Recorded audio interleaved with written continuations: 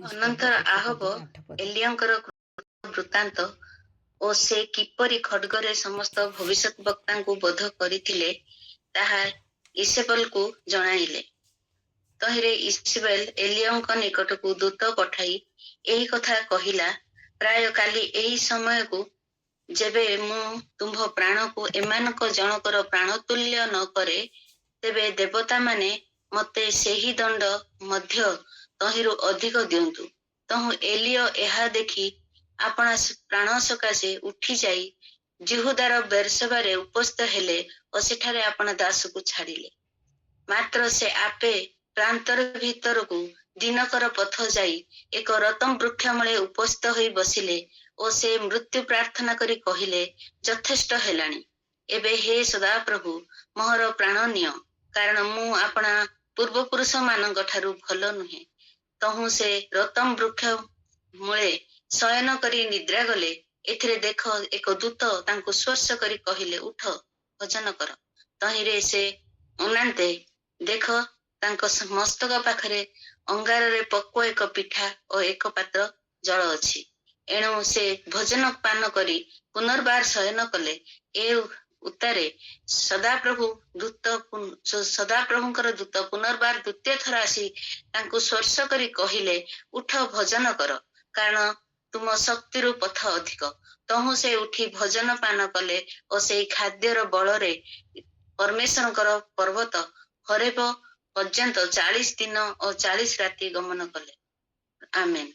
ପ୍ରଭୁ ଏ ବାକ୍ୟରେ ଆଶୀର୍ବାଦ କରନ୍ତୁ। ଏଠି ଆମେ ଦେଖୁଛୁ ତାର ଆଗ ଆହବଙ୍କ ବିଷୟରେ, ଆହବ କିପରି ନିଜ ଜୀବନକୁ ବଞ୍ଚିବାକୁ ସେ ପଳାୟନ କରୁଛନ୍ତି। ମୋର ଆଜି ଟପିକ ଅଛି ଦୁର୍ବଳତାର ପ୍ରତିକାର। ଆମେ ଆଗରୁ ଜାଣିଛୁ ଆହବଙ୍କ ବିଷୟରେ, ଇସରାଏଲ ସମସ୍ତ ପ୍ରଭୁଙ୍କର ଭବିଷ୍ୟତ ବକ୍ତା ମାନଙ୍କୁ ସମସ୍ତଙ୍କୁ ମାରିବା ପାଇଁ ସେ ପ୍ରୟାସ କଲେ। ଆହବ ଜଣେ ହିଁ ସେମାନଙ୍କ ଭିତରେ ବଞ୍ଚିଥିଲେ। ଅନ୍ୟାନ୍ୟ କେତେ ଜଣ ବଞ୍ଚିଥିଲେ, ଯାହାକୁ କି ଜଣେ ଦାସ ରକ୍ଷା କରିଥିଲେ। ଓ ତେଣୁ ଆମେ ଆଗରୁ ଟିକେ ଆ ବିଷୟରେ ଜାଣିଲେ ଅବଶ୍ୟ ଭଲ ଭାବରେ ବୁଝିପାରିବା। ଯେତେବେଳେ ଏଲିୟ ଆସିଛନ୍ତି ଆହବଙ୍କ ନିକଟରେ, ସେତେବେଳେ ସେ କଣ କରିଛନ୍ତି ନା, ଗୋଟେ ମତ ରଖିଲେ। କାହିଁକି ନା ଆହବ ସବୁବେଳେ କଣ କରିଥିଲେ, ଅନ୍ୟ ବାଲ ଦେବତା ଭବିଷ୍ୟତ ବକ୍ତା ମାନଙ୍କ ଉପରେ ବିଶ୍ୱାସ କରୁଥିଲେ, କାରଣ ଇସରାଏଲ ତାଙ୍କୁ ତାଙ୍କ ଆଡକୁ ଭୁଲେଇ ନେଇଥିଲେ। ଆମେ 18:21 ଆମେ ଜାଣି ପଦରେ ଅଛି, ଏଲିୟ କହିଲେ, ତୁମମାନେ କେତେ କାଳ ଦୁଇ ମତ ମଧ୍ୟରେ ସନ୍ଦେହ ହେଇକି ରହିବ, କେତେ କାଳ ରହିବ? ତେଣୁ ସେମାନେ କଣ କରିଛନ୍ତି, ସେ ବାଲ ଦେବର ଭବିଷ୍ୟତ ବକ୍ତା ମାନଙ୍କୁ ଗୋଟେ ଚ୍ୟାଲେଞ୍ଜ କରିଛନ୍ତି। କହିଛନ୍ତି, ତମେ ପ୍ରାର୍ଥନା କର, 2ଟା ବୃଷ ଆଣ, ପ୍ରାର୍ଥନା କର, ଆଉ ତମ ଦେବତାକୁ ଡାକ, ଆଉ ତମେ ଦେଖାଅ ତମେ କଣ କରିପାରୁଛ, ତମର କିପରି ତମ ଦେବତା ଏଗୁଡାକ ଗ୍ରହଣ କରୁଛନ୍ତି। ତମେ ଯଜ୍ଞବେଦୀ କର। କିନ୍ତୁ ସେମାନେ ଯେତେ ଚାହିଁଲେ, ଯେତେ ନାଚିଲେ, କୁଦିଲେ, ବିଭିନ୍ନ ପ୍ରକାର ନିଜକୁ ଆଘାତ ଦେଲେ, ତଥାପି ତାଙ୍କର ଦେବତା ଆସିଲେ ନାହିଁ। କିନ୍ତୁ ପରବର୍ତ୍ତୀ ସମୟରେ ଆମେ ଜାଣୁ, ଆହବ ତାଙ୍କର ଯେତେବେଳେ ସିଏ ତ ମାନେ ତାଙ୍କର ଯଜ୍ଞବେଦୀ ମଧ୍ୟ ଅଲଗା ଭାବରେ ନିର୍ମାଣ କଲେ। କାଷ୍ଠ ପଥର ସବୁ ଧୂଳି ପୁରା ଇଏ କରିକି, ପଥର ବହୁତ ମାନେ ତଳେ ଗୋଟେ ଖାଇ କଲେ, ଖାଇରେ ଗୋଟେ ପାଣି ପୁରା ଭର୍ତ୍ତି କଲେ, ତା ଉପରେ ସେ ରଖି, ଆଉ ସେଇଟା ସେମାନେ ଈଶ୍ୱରଙ୍କର ଅଗ୍ନି ଆସିଲା ଉପରୁ, ସଦାପ୍ରଭୁଙ୍କର ଅଗ୍ନି ଆସିକି ତାକୁ କଣ କଲା, ସବୁ ଯାକ ଚାଟି ଖାଇଦେଲା।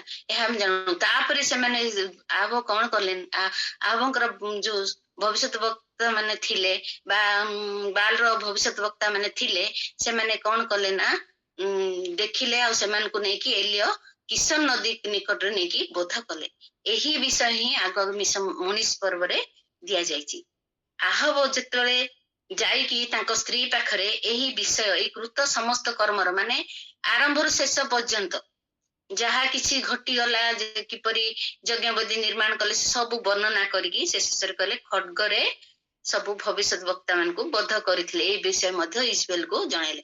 ସମସ୍ତେ ନିଜ ନିଜ ସ୍ୱାମୀ ମାନେ ଆସିକି ଘରେ ବିଭିନ୍ନ କଥା କହନ୍ତି, ସେଇପରି ସିଏ ମଧ୍ୟ ଗୋଟେ ଯାଇକି ସେଠାରେ ସେ କହିଲେ। किंतु प्रभु नाम गौरव हो एटारे जेतले ईश्वर जणेले ईश्वर पूरा कौन कले ना रागी गले आ कहले एलियो पाख गोटे दूत पठेले दूत पठे कहले तुम्हें जदि तुम्हें जदि तुम प्राण बंचाइबा निमंते तुमको जदि एपरी बोध न करिछि काली भितरे आप देखिए बोली ताहा दुई पदरे आम माने पाइबा मु मध्य तुमको सही प्रकार भावरे बोध करिबी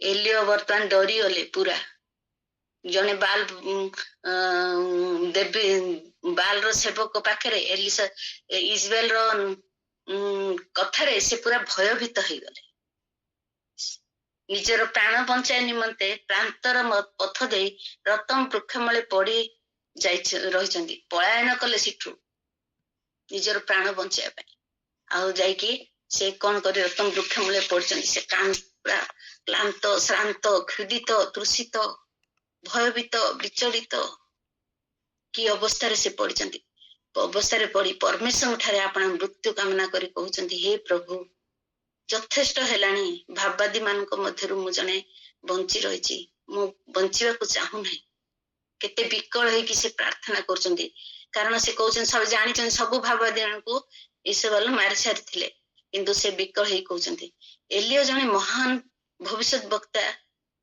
जे प्रार्थना करूथिले करिबारु से 3.5 वर्ष दृष्टि बंद हो जाइथिला आमे जानू जाकब आमे 5 रो खरे बंध पाइबा पुनी प्रार्थना करिबारु दृष्टि हैला प्रार्थना करिबारु स्वर्गरु अग्नि आसी यज्ञ मदि ग्रास करी खाइरे भर्ती पानी को मधे से चाटी पकेला एलियो प्रार्थना करिबारु सारीपत्र विधवार दुर्भिक्ष नस सारीपत्र विधवा पात्र रे तैलर अभाव है नहीं जिते दिन पर्यंत दुर्भिक्ष न सरची सेते दिन पर्यंत पात्र कलशर मैदा सरलानी कि पात्र तैलर अभाव ही नथिला एलियो प्रार्थना करियारु पुणी थरे सारीपत्र विधवा पुओ जो मरी जाइथिला सी मध्य जीवित होइथिला से जर्दन नदी को जल को मध्य से 2 भाग करथिले एई जे एलियो अति आश्चर्य कार्य साधन करथिले एलियो को परमेश्वर को सत्य बोली प्रमाणित करथिले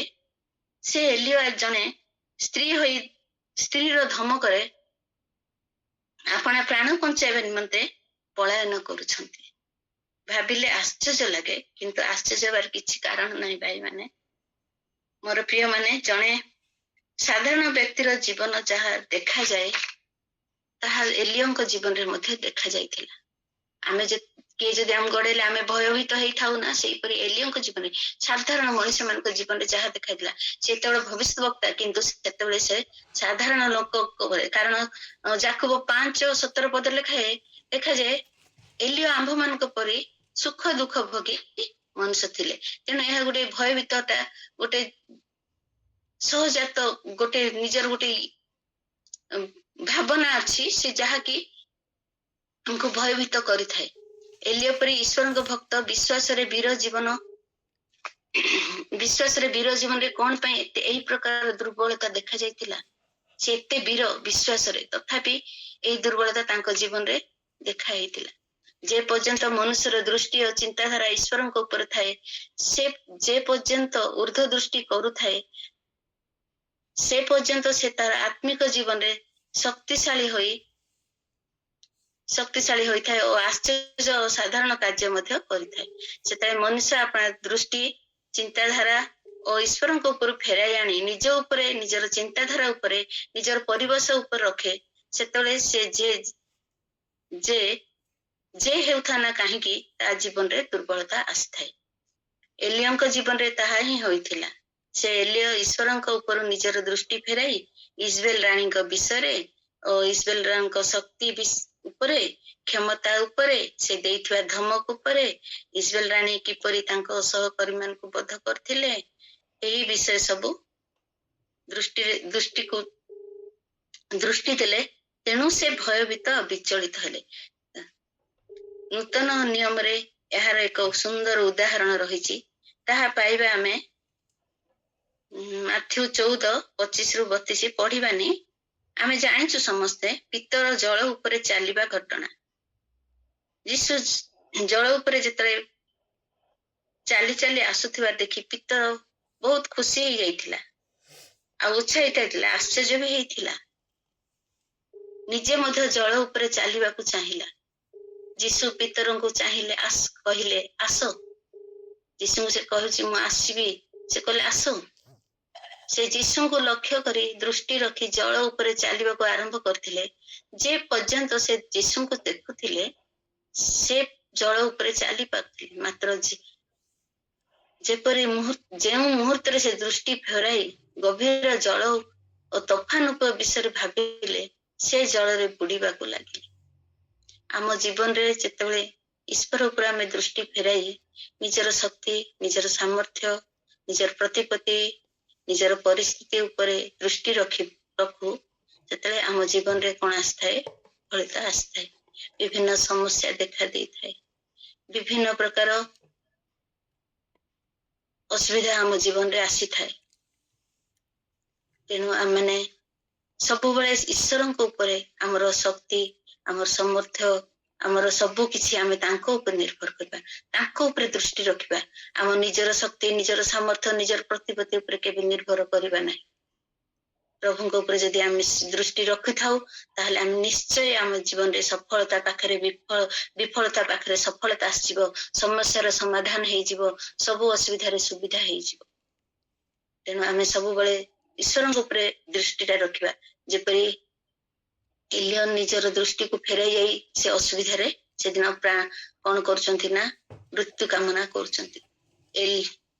ଆମେ ଦାଉଦଙ୍କ ଜୀବନରେ ମଧ୍ୟ ଏହା ଘଟିଥିଲା। ଆମେ ସମସ୍ତେ ଏଗୁଡା ବିଷୟରେ ଆମେ ଜାଣିଅଛୁ। ଏଲିୟ ନିଜକୁ ଅସହାୟ ହୋଇ କଷ୍ଟ ସହି ନ ପାରି ମୃତ୍ୟୁ କାମନା କରୁଛନ୍ତି। ଏଲିୟଙ୍କୁ ଏପରି ଅସହାୟ ଅବସ୍ଥାରେ ଈଶ୍ୱର ଛାଡି ଦେଇ ନାହାନ୍ତି, କାରଣ ସେ ତାଙ୍କର ଈଶ୍ୱର ମାନଙ୍କୁ, ଦୟାଳୁ ପ୍ରେମିକ ପରମେଶ୍ୱର ତାଙ୍କ ସମସ୍ତଙ୍କୁ ସେ ପ୍ରେମ କରନ୍ତି। ତାଙ୍କର ଭକ୍ତ ମାନଙ୍କୁ ସେ କେବେ ଛାଡିଦେବେ ନାହିଁ। ଦୟାଳୁ ପ୍ରେମିକ ଈଶ୍ୱର ତାଙ୍କ ଦୂତଙ୍କୁ ପଠାଇଥିଲେ ଓ ଈଶ୍ୱର ତାଙ୍କ ଭକ୍ତଙ୍କୁ କେବେ ବି ଭୋକିଲା ଦେଖି ପାରିବେ ନାହିଁ। ତେଣୁ ସେ ଖାଦ୍ୟ ଖାଇବା ପାଇଁ ମଧ୍ୟ ତାଙ୍କୁ ଉଠେଇଥିଲେ, ଆଉ ଦୂତଙ୍କ ଦ୍ୱାରା ସେ ପୋକ ପିଠା ଓ ଏକ ପାତ୍ର ଜଳ ମଧ୍ୟ ଯୋଗାଇଥିଲେ। ମୋର ପ୍ରିୟ ପ୍ରଭୁଙ୍କ ଲୋକମାନେ, ଏପରି ଆମମାନଙ୍କ ପ୍ରଭୁ ପରମେଶ୍ୱର ପ୍ରିୟତମ ଅଟନ୍ତି। କେବେ ବି ତାଙ୍କ ଭକ୍ତ ମାନଙ୍କର ଜୀବନକୁ ସେ ଉଚ୍ଛିନ୍ନ ହେବା ପାଇଁ ଦେବେ ନାହିଁ। ଆମେ ପ୍ରଥମ ରାଜା 19:6 ଆଉ ଥରେ ପଢୁଛି। ତହିଁରେ ସେ ଅନାନ୍ତେ ଦେଖ ତାଙ୍କ ମସ୍ତକ ପାଖରେ ଅଙ୍ଗାରର ପକ୍ୱ ପିଠା ଏକ ପାତ୍ର ଜଳ ଅଛି। ଏଣୁ ଯେ ଭୋଜନ କରେ ପାନ କରି ପୁନର୍ବାର ଶୟନ କଲେ। ସେ ପୁଣି ଥରେ ଶୋଇପଡିଲେ, କିନ୍ତୁ ଦୂତ ଆସିକି ଆଉ ଥରେ ତାଙ୍କୁ ଉଠେଇକି କହୁଛନ୍ତି ନା ଉଠ। 7 ଏ ଉତ୍ତାରେ ସଦାପ୍ରଭୁଙ୍କର ଦୂତ ପୁନର୍ବାର ଦ୍ୱିତୀୟ ଥର ଆସି ତାଙ୍କୁ ସ୍ପର୍ଶ କରି କହିଲେ, ଉଠ ଭୋଜନ କର, ତୁମ ଶକ୍ତିରୁ ପଥ ଅଧିକ, ତମେ ଉଠ ଭୋଜନ କର। ସେ ଯୋଉ ଉଠି ସେ କଣ କଲେ ନା ପରବର୍ତ୍ତୀ ସମୟରେ ଭୋଜନ କରୁଛନ୍ତି। ସେ କହୁଛନ୍ତି ତୁମ ଶକ୍ତି ଠାରୁ ତୁମର ପଥ ଅଧିକ।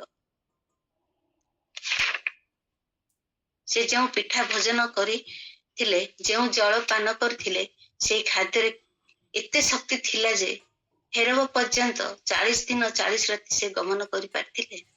ମୋର ପ୍ରିୟ ମାନେ ଦେଖନ୍ତୁ, ଜଣେ ସାଧାରଣ ଚିନ୍ତା କରିବା, ଗୋଟେ ଖାଦ୍ୟ ଏତିକି ଖାଇକି ଜଣେ 40 ଦିନ 40 ରାତି ଚାଲିପାରିବ କି? ଜମା ଚାଲିପାରିବ ନାହିଁ। କିନ୍ତୁ ସେ ଚାଲିଥିଲେ କିପରି? କାରଣ ପିତା ପରମେଶ୍ୱର ତାଙ୍କର ସହବର୍ତ୍ତୀ ଥିଲେ, ଆଉ ସେ ଯେଉଁ ପିଠା ଖାଇଥିଲେ ସେ ହଉଛି ଜୀବନ୍ତ ଆହାର। ସେ ଯେଉଁ ଜଳ ପାନ କରିଥିଲେ ତାହା ହଉଛି ଜୀବନ୍ତ ଜଳ, ଯେ କି ପ୍ରଭୁ ଯୀଶୁ ଖ୍ରୀଷ୍ଟ ଅଟନ୍ତି। ଜହନ 5:6-35 ଏପରି ଲେଖାଯାଏ, ସେଥିରେ ଯୀଶୁ ସେମାନଙ୍କୁ କହିଲେ, ମୁଁ ସେଇ ଜୀବନଦାୟକ ଆହାର, ଯେ ମୋ ନିକଟକୁ ଆସେ ସେ କଦାପି କ୍ରୋଧିତ ହେବ ନାହିଁ, ଯେ ମୋ ଠାରେ ରହେ ସେ କଦାପି କୃଷିତ ହେବ ନାହିଁ। ହାଲେଲୁୟା। ପ୍ରଭୁ ଗୌରବ ପାଆନ୍ତୁ, ପ୍ରଭୁ ସାହାଯ୍ୟ କରିଛି। ଦେଖନ୍ତୁ, ଆଉ ସେ ଯେତେବେଳେ ଆମେ ସେଇ ଯୋଉ ଖାଦ୍ୟ ସେ ଖାଇଲେ, ଯାହା ପରମେଶ୍ୱରଙ୍କ ଠାରୁ ଦତ୍ତ ଖାଦ୍ୟ ଅଟେ, ତେଣୁ ସେ ଜୀବନ୍ତ ଖାଦ୍ୟ ସେ ଯୀଶୁ ଖ୍ରୀଷ୍ଟଙ୍କୁ ନିଜ ମଧ୍ୟରେ ସେ ରଖିଥିଲେ। ଆଉ ଜଳକୁ ମଧ୍ୟ ବିଭିନ୍ନ ଜାଗାରେ ଆତ୍ମା ସହିତ ତୁଳନା କରାଯାଏ। ସେଗୁଡାକ ହେଲା ତାହା ପାଇବା ଆମେ ଯିଶାୟ 44:3 ପଦରେ, ଯିଶାୟ 32:15-16 ପଦରେ, ଜଏଲର 2:9 ପଦରେ, 2:9 ପଦରେ, ଜିଜିକେଲ 39:29 ପଦରେ, ଜିଖରୀୟ 12:10 ପଦରେ ଆତ୍ମା ସହିତ ମଧ୍ୟ ଜଳକୁ ତୁଳନା କରାଯାଏ। ଦେଖନ୍ତୁ ମୋ ପ୍ରିୟ ମାନେ, ସେ ଶିଶୁ ଖାଦ୍ୟ ଖାଇ ସେ ଚାଲିଲେ ଜୀବନଦାୟକ ଯେ ପ୍ରଭୁ ଯୀଶୁ ଖ୍ରୀଷ୍ଟଙ୍କ ଠାରୁ ଶକ୍ତି ପ୍ରାପ୍ତ ହେଇଥିଲେ। ଜଳ ଖ୍ରୀଷ୍ଟ ଆତ୍ମାଙ୍କ ଦ୍ୱାରା ଚାଳିତ ହୋଇ 40 ଦିନ 40 ରାତି ପଥ ଅତିକ୍ରମ କରିଥିଲେ। ଶକ୍ତି ଠାରୁ ତାଙ୍କର ପଥ ଅଧିକ ଥିଲା, କିନ୍ତୁ ଭଜନ କରିବା ପରେ ପଥ ଠାରୁ ଶକ୍ତି ଅଧିକ ହେଇଗଲା। ହାଲେଲୁୟା! କେତେ ସୁନ୍ଦର ଭାବରେ ପ୍ରଭୁ ତାଙ୍କୁ ପଢାଇ ନେଲେ। ସେହିପରି ଆମକୁ ମଧ୍ୟ ପ୍ରଭୁ କଣ କରନ୍ତି ନା ପଢାଇ ନିଅନ୍ତି। ତାଙ୍କ ପାଇଁ ଅନେକ ଯୋଜନା କରିଥିଲେ ପରମେଶ୍ୱର ତା ପରବର୍ତ୍ତୀ ସମୟରେ। କାରଣ ସେ ତାଙ୍କର ରବ ଶୁଣିବାର ଥିଲା। ହେରବ ପର୍ବତରେ ଯେତେବେଳେ ସେ ପହଞ୍ଚିଲେ, ଈଶ୍ୱର ତାଙ୍କ ପାଇଁ ତାଙ୍କର ସ୍ଥିତି ଓ ତାଙ୍କର କାର୍ଯ୍ୟପନ୍ଥା ବିଷୟରେ ତାଙ୍କୁ ଜଣାଇଲେ। ତାଙ୍କୁ ସେଠାରେ ଈଶ୍ୱର ତାଙ୍କ ନିକଟ ଦେଇ ଗଲେ, କିନ୍ତୁ ସେଠାରେ ବାୟୁରେ ନଥିଲେ କି ଭୂମିକମ୍ପରେ ହେଲା ସେଠାରେ ମଧ୍ୟ ନଥିଲେ। କିନ୍ତୁ ପରେ ପରେ କ୍ଷୁଦ୍ର ରବ ଗୋଟେ ଶୁଭିଲା ତାଙ୍କୁ, ଯୋଉଟା କି ତାଙ୍କର ଉପସ୍ଥିତି ସେ ଏଲିଆ ଜାଣିପାରିଲେ। ଆଉ ସେଇ ଭିତରୁ ସେ ଶୁଣିଲେ ତାଙ୍କୁ ଯାହା ଯାହା କରିବା ପାଇଁ ଆଦେଶ ଦିଆଯାଇଥିଲା, ଯାହାକି ଆମେ ଜାଣିଛୁ ତାଙ୍କର ଆଦେଶକୁ ସେ ପୂର୍ଣ୍ଣ କରିଥିଲେ। ଆଉ ସେ ଆଦେଶ ହଉଛି ହସାଏଲକୁ ଆରାମ ଉପରେ ରାଜାଭିଷେକ କରିଥିଲେ ଓ ଜେହୁଙ୍କୁ ମଧ୍ୟ ଇସ୍ରାଏଲ ଉପରେ ରାଜାଭିଷେକ କରିଥିଲେ। ଇଲିଶାଙ୍କୁ ମଧ୍ୟ ଭବିଷ୍ୟତ ବକ୍ତା ରୂପେ ଅଭିଷେକ କରିଥିଲେ। ଶେଷରେ ତାଙ୍କର ଲକ୍ଷ୍ୟ ସ୍ଥଳରେ ସେ ପହଞ୍ଚିଥିଲେ। ସେହିପରି ଯିଏ ଜୀବନ୍ତଦାୟକ ଆହାର ଖାଇବ ସେ ଶକ୍ତି, ଜୀବନ୍ତଦାୟକ ଆହାର ଯୀଶୁ ଖ୍ରୀଷ୍ଟ ତାଙ୍କ ସାଙ୍ଗରେ ଥିଲେ। ତେଣୁ ସେ ଆରାମରେ ତାଙ୍କ ପଥକୁ ଅତିକ୍ରାନ୍ତ କରିପାରିଥିଲେ। ଅବ୍ରାହମ, ମୋଶା, ଯୋସେଫ, ଦାନିଏଲ, 12 ଶିଷ୍ୟ, ପାଉଲ ଏମାନେ ମଧ୍ୟ ଶକ୍ତି ଠାରୁ ପଥ ଅଧିକ ଥିଲା, କିନ୍ତୁ ତ୍ରିଏକ ପରମେଶ୍ୱର ଏମାନଙ୍କ ସାଙ୍ଗରେ ଥିଲେ। ପବିତ୍ର ଆତ୍ମା ସେମାନଙ୍କର ସାଙ୍ଗରେ ଥିଲେ। ଈଶ୍ୱରଙ୍କ କଥା ଅନୁଯାୟୀ ସେମାନେ କାର୍ଯ୍ୟ କଲେ। ଈଶ୍ୱରଙ୍କ ରବକୁ ସେମାନେ ଶୁଣୁଥିଲେ। ତେଣୁ ସେମାନେ ତାଙ୍କର ଯେତେ ଶକ୍ତି ଠାରୁ ପଥ ଅଧିକ ଥିଲେ ମଧ୍ୟ ସେମାନେ କଣ କରିଥିଲେ ନା ସେ ବାକ୍ୟ ଶୁଣି ପ୍ରଭୁଙ୍କର ରବ ଶୁଣୁଥିଲେ। ତେଣୁ ସେ ପଥରେ ଗମନ କରି ତାଙ୍କର ଲକ୍ଷ୍ୟ ସ୍ଥଳରେ ପହଞ୍ଚିଥିଲେ। ସେ ତାଙ୍କର ଶକ୍ତି ଠାରୁ ପଥ ଅଧିକ ଥିଲେ ମଧ୍ୟ ସେମାନେ ପହଞ୍ଚି ପାରିଥିଲେ। ହାଲେଲୁୟା! ଆଜି ମଧ୍ୟ ଆମ ସମ୍ମୁଖରେ ସେହିପରି ପୋକ ପିଠା ଆଉ ରୁଟି ରଖାଯାଇଛି, ଯାହାକି ଆମ ପବିତ୍ର ବାଇବେଲର ବାକ୍ୟ। ଯୀଶୁ ଖ୍ରୀଷ୍ଟ ନିଜେ ବାକ୍ୟ ଅଟନ୍ତି। ସେ ବାକ୍ୟ ଆମମାନଙ୍କୁ ଯୀଶୁ ଆମମାନଙ୍କୁ କହୁଛନ୍ତି ଭଜନ କର, ଉଠ, ତୁମ ଶକ୍ତି ଠାରୁ ତମର ପଥ ଅଧିକ। ଆମମାନଙ୍କୁ ମଧ୍ୟ କହୁଛନ୍ତି ଆମର ଶକ୍ତି ଠାରୁ ଆମମାନଙ୍କର ପଥ ଅଧିକ ଅଛି। ତେଣୁ ଆମମାନେ କଣ କରିବା ନା ସେ ପବିତ୍ର ବାକ୍ୟ ମାଧ୍ୟମକୁ ଯିବା, ପବିତ୍ର ବାକ୍ୟ ମାଧ୍ୟମରେ ରହିବା, ପବିତ୍ରତାର ସହିତ ପ୍ରଭୁଙ୍କର ରବ ଶୁଣିବାରେ ଆମମାନେ ନିଜକୁ ପ୍ରସ୍ତୁତ କରୁଥିବା, ସଦା ସର୍ବଦା ପ୍ରସ୍ତୁତ କରୁଥିଲେ ଆମମାନଙ୍କ ଜୀବନରେ ନିଶ୍ଚିତ ଭାବରେ ଆମର ଯେତେ ବଡ ପଥ ଥାଉ ନା, ଆମ ଶକ୍ତି ଠାରୁ ଅଧିକ ପଥ ଥିଲେ ମଧ୍ୟ ଆମେ ତାକୁ ଅତିକ୍ରାନ୍ତ କରିପାରିବା। କାରଣ ଅନନ୍ତ କାଳରେ ପ୍ରବେଶ କରିବା ପାଇଁ ଆମର ଯାତ୍ରାର ପଥ ଅଧିକ ରହିଛି, ବହୁତ ଲମ୍ବା ରହିଛି। ତାରି ମଧ୍ୟରେ ଅନେକ ବିଷୟ ଆସିଥିବ ପଥ ମଧ୍ୟରେ। ସେଇ ପଥ ମଧ୍ୟରେ ବିଭିନ୍ନ ପାରିବାରିକ ସମସ୍ୟା ଆସିବ। ସେଇ ସମସ୍ୟା ସମୟରେ ମଧ୍ୟ ଆମେ ସେଇ ପ୍ରଭୁଙ୍କ ନିକଟବର୍ତ୍ତୀ ହଉ, ସେଇ ପୋକ ପିଠା ଜୀବନଦାୟକ ଆହାର ଯୀଶୁଙ୍କ ନିକଟକୁ ଯାଉ, ତାହେଲେ ଆମେ ସେ ପଥକୁ ଆମ ଶକ୍ତିର ଯେତେ ଶକ୍ତିହୀନ ହେଇଥିଲେ ମଧ୍ୟ ପ୍ରଭୁ ସେତେବେଳେ ଆମକୁ ଶକ୍ତି ଦେବେ।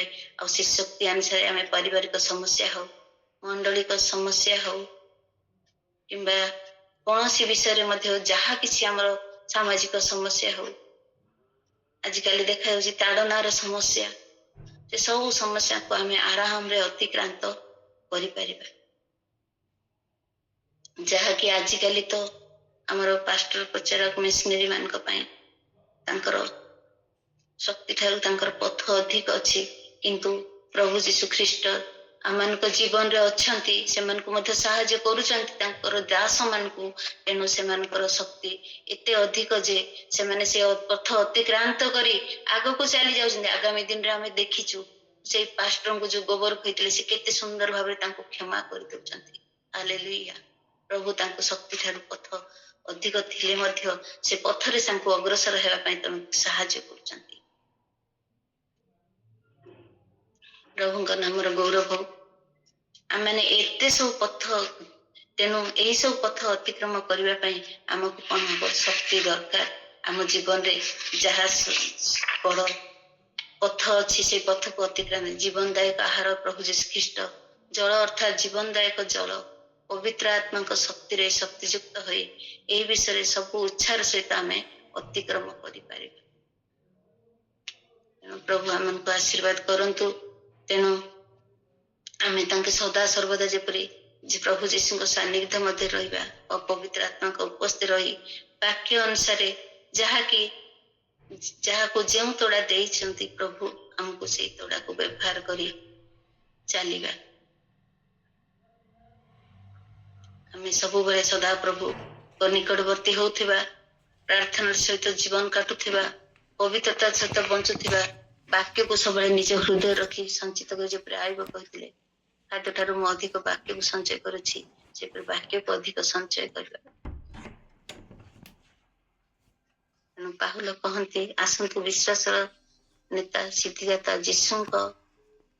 ଯୀଶୁକୁ ଆହାର ରୂପେ ଗ୍ରହଣ କରିବା। ଯୀଶୁଙ୍କୁ ଗ୍ରହଣ କରି ସେ ଅନନ୍ତ ଜୀବନ ଲକ୍ଷ୍ୟ ସ୍ଥଳକୁ ଆମେ ଅଗ୍ରସର ହେଉଥିବା। ହାଲେଲୁୟା। ମୋର ପ୍ରିୟମାନେ, ଆମେ ନିଜର ଜୀବନରେ ଆମେ ଯଦି ପ୍ରଭୁଙ୍କୁ ପଥ, ଆମର ଯେତେ ସମସ୍ୟା ଆସିଲେ ମଧ୍ୟ ଆମେ ସେ ଯୀଶୁଙ୍କୁ ନେଇକି ଆମେ ଚାଲିପାରିବା।